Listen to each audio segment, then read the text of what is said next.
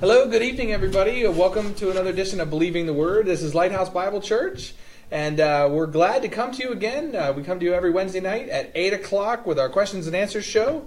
We're here to answer your questions about Christianity, the Christian faith, the Bible, religion in general, whatever it takes to point you to your Maker and the one who wants to redeem your soul and bring you to heaven, Jesus Christ. So that's what we're here for. If you have questions, we definitely encourage you to ask them in the comment section below. Ask your questions, and we'd love to get to those in a future show.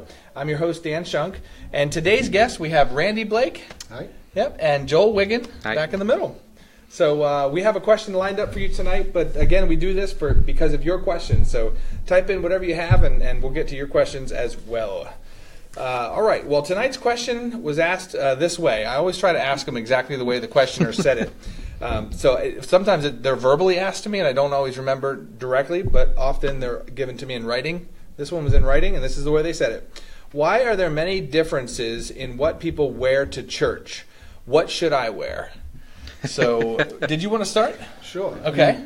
I think first thing is we should ask the question, why do we come to church in the first place? Yeah. And, you know, people say, well, we come to learn of God. We sit on the Word. But I think most people say, well, we come to worship God.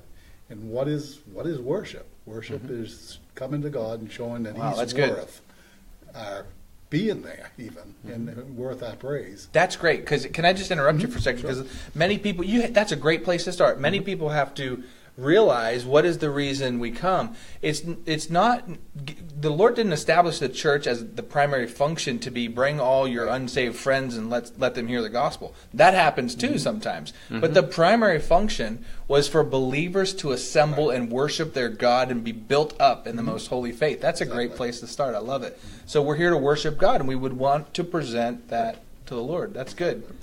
Right, and so if we dress nicely, it should be from the aspect that we are showing worth to what we are doing. And so the idea I thought of is most people, when they get married, they dress up, right? Because that's an important thing for them. It's an important day in their lives, and how much more important should it be when we come to worship God? So it really is just a reflection of what's in the heart. Now, anyway. the antagonist would say, well, your wedding is one special day. Of course, everybody thinks to dress up. But church is, every week or whatever. Why make every week special? And one thing I thought of is in Colossians, it talks about how one man esteems one day above another. Another man esteems every day alike. Let every man be persuaded in his own mind, it says. So there is an element of people that want to, even different churches, it gets to the heart of the question. Different churches will very, very much go formal. Sure. And other churches maybe seem less formal, but they still have, a lot of them still have a certain dignity or respect in the way they do it. Some are just plain informal. Sure. So there are these differences there. Is there anything wrong with that? No, I mean, it's wrong if you go into an assembly like that and say, I'm going to change it because I don't agree with this. Right. The leadership of that church and the people of that church have banded together and decided this is what is appropriate for us to worship the Lord together. And one example I had, we have some friends, my wife and I, live out of state, and good Christians. I mean, just couldn't ask for any better Christians. And they are brethren. And so we went to worship with them one Sunday while we were out of state. And one thing that was, they requested the women wear something on their heads. And so they actually had little hats to wear. Now, we could have said, no, I'm not going to do that. And they probably wouldn't have said anything. But what an affront to the people there, to the leadership, and to God, if we decide we're going to do it our own way. Right. Why cause needless stumbling if you don't have to?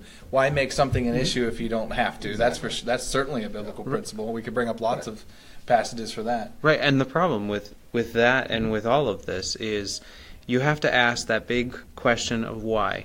If people in your church dress a certain way and no, I'm not going to do that, why?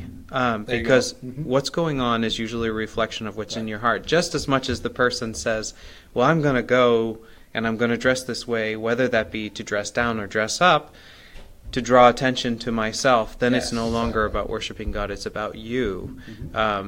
And usually all these things are a reflection of what's really going on in your heart. So that's perfect. I think of Matthew chapter 5, when it comes to that. But that's great, because I've seen churches that you could say really dress well, and there could be people there that could be very prideful in the fact that they dress amazing. Right. Then there's other places that maybe dress informally on purpose, and there could be people there that could have the pride of, we're not going to conform just to conform. So you can have these pride issues come out regardless. But I was always taught, don't be the first one in a trend and don't be the last one leaving a trend. Just be somewhere in the middle. In other words, don't make it stand out. Yeah. Let the main thing be our worship of the Lord in all these things. Right. Exactly. I mean, in Philippians it says about let our moderation be known unto all men, for the Lord is at hand. And I was looking at that. I mean, one of the Greek words that could be used that is appropriate. I mean, everybody knows what's appropriate in different places. I mean, you wouldn't come to a wedding, well, most weddings, or you wouldn't come to a funeral, say, in a bathing suit. Right. I mean, it's not appropriate. Exactly. So people know what's appropriate. Right. And even the world knows what's appropriate. I mean, if I go to, lots of times we might stop into like Tozia's after Sunday or something. Local grocery store. And and I usually wear a tie for Sunday morning. And they know you've been to church.